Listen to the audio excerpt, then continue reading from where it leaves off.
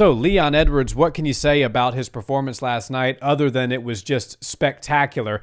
And he showed a full skill set as far as mixed martial arts is concerned.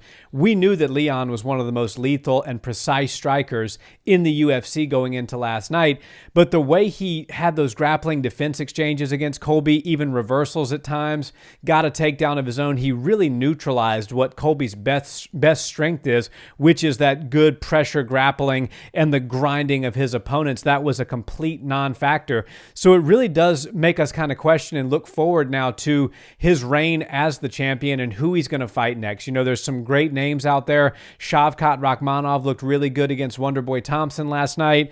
Obviously, you have Belal Muhammad, who's on a 9-fight win streak. He's certainly deserving. Islam Makhachev is putting his name into the mix, saying he does want to move up and contend for the 170 belt at some point in time. So what did you think of the performance, and where do you think Leon goes from here? I thought Leon looked great. He went 5 up and 5 down in my book. I know all the judges had it 49-46, but I didn't see him losing a single round. And it's so funny. He can go out there and do that for 25 minutes against an absolute monster in Colby Covington, and then 10 seconds after he gets his hand raised and the belt wrapped around his waist, we're all thinking, as MMA fans, what's next? Right? Who's he fighting next? We can't even let the guy enjoy his post-fight speech with Joe Rogan before we want to know who he's fighting next. And, of course, Joe Rogan does his job, asks him who he wants to go against next. He lets everybody know, look, I'm the champ, and this is the only time I excuse a fighter not calling somebody out. Is if you're the champion, you don't have to call. You take any comers, and the top guy should always present himself, and it's up to the contenders and the number one guys at the top of the division to insert their name and become, you know, a viable opponent for you. So I think Leon Edwards is okay to do what he likes to do, which is not call anybody out. But I am selfish. I'm just like all other MMA fans, where even though we just watched a guy train for 12 weeks straight, go in there against another trained killer, and then get his hand raised, I can't help but want to know what he's doing next, moving on, and it doesn't even take me but 30 seconds. I love all the names you listed there. Obviously, Belal, it seems like schedule-wise would probably get the next shot, especially because Shavkat came out and said that he had some ankle issues and was considering even not taking the fight against Stephen Wonderboy Thompson, but opted into doing it instead because he didn't want to pull another great fight off of the card. You know, Ian Gary got the flu or, you know, had a tummy ache, and he decided he didn't want to take the fight. Shavkat Rakhmonov's got a broken ankle and decides to go in there with one of the most dangerous strikers in the world and still get a finish, remains 100% finish rate.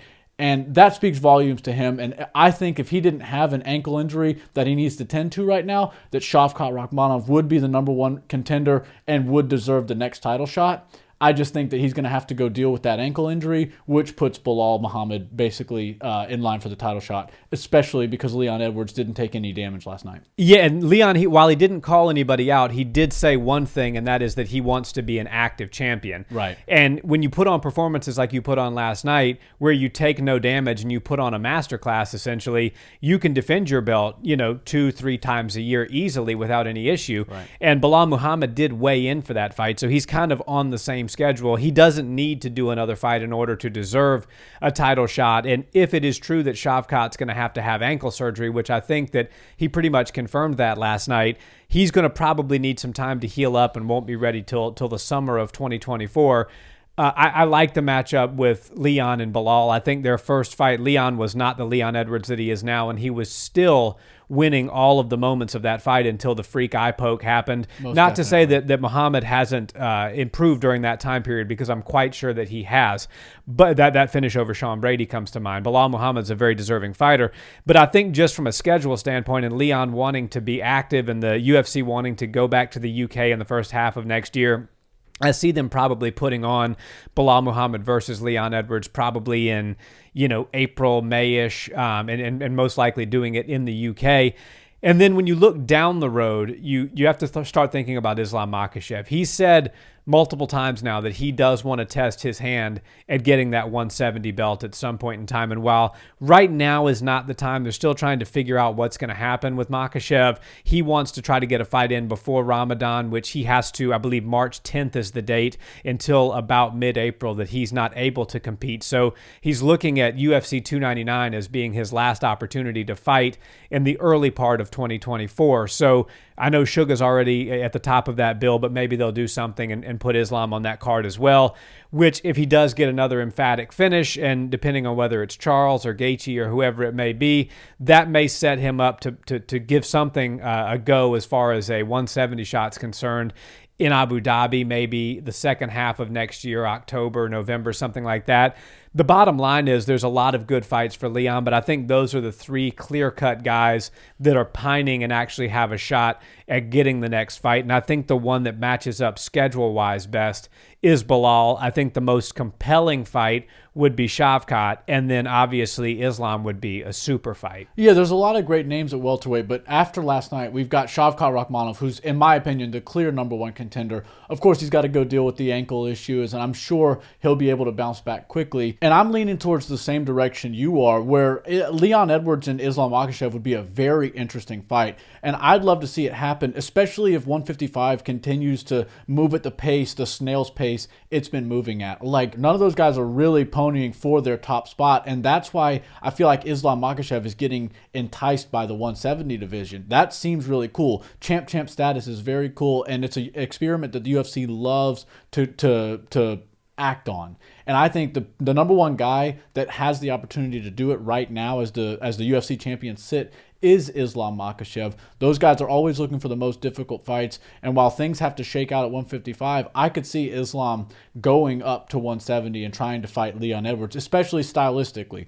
After last night, you can't say Leon Edwards doesn't know how to grapple and doesn't know how to wrestle. He's very good at all of that, and his range management and his takedown defense, everything was on full display last night. So I don't think it would be just a walk in the park for Islam, the grappler, to go in there and take down the striker. I think it would be a very competitive match, and that's why I kind of do want to see them maybe fight on the same card. Let's stack up UFC 300 and put the 55 belt and the 70 belt on the line so they can be on the exact same schedule, and then we could find maybe a really big card at the end of 2024 where they're fighting each other for Leon's 170 belt. I think that would be a cool direction for the UFC to go. Yeah, that would be fun. Unfortunately, 300 I don't think matches up with Islam's obligation and his schedule. But but even still, the one after that, 301, there's going to be at least a dozen or between 12 and 14 pay-per-views next year, so they could find some to put those two guys on, early midway through next year. Right.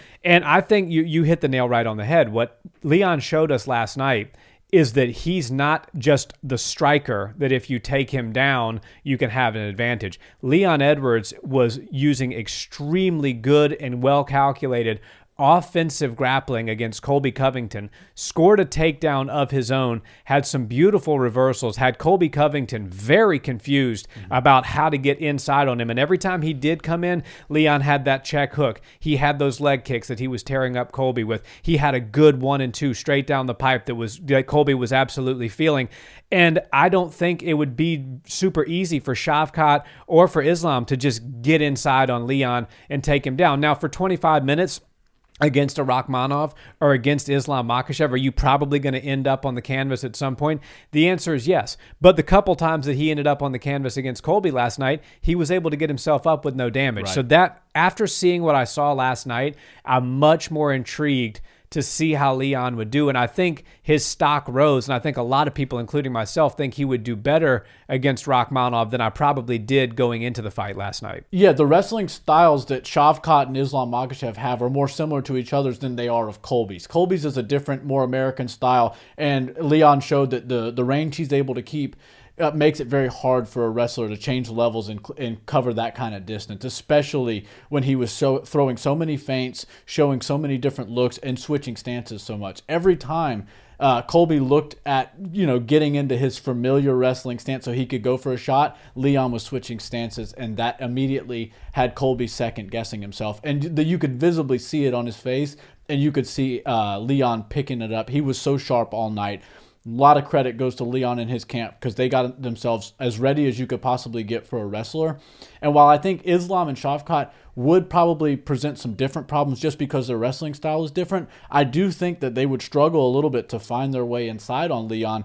And if they do get inside on Leon, you have to watch out for some of that offensive wrestling he was doing. He wasn't just like by any means necessary trying to get them off of the legs or trying to get away from them. He was willing to engage a little bit up against the cage when Colby would get him there. And even he would go for submissions at times. He tried to get like a pretty interesting reverse guillotine, rear naked choke type of thing up against the cage on Colby. Colby's just such a tenacious, crazy dude that he spun right out of it. And he probably could have left his neck in some pretty compromising positions doing that. But, you know, he took a calculated risk and it was totally fine.